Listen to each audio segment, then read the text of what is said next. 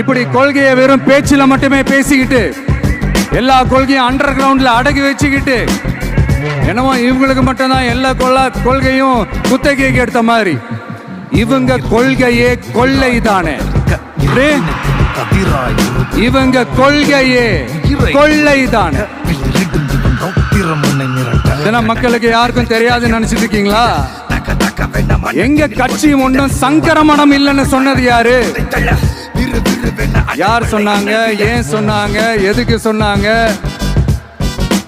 இப்போ உங்க கட்சியில என்ன நடந்துகிட்டு இருக்குது அதையும் கொஞ்சம் யோசிச்சு பாருங்க, இதையும் கொஞ்சம் யோசிச்சு பாருங்க. அதனால பாப்பா, பவள விழா பாப்பா, நீ பாசாங்கு காட்டாத பாப்பா. நல்லவர்கள் போல் நடிப்பதை பார்த்து நாடே பாப்பான்னு சொன்னோம்.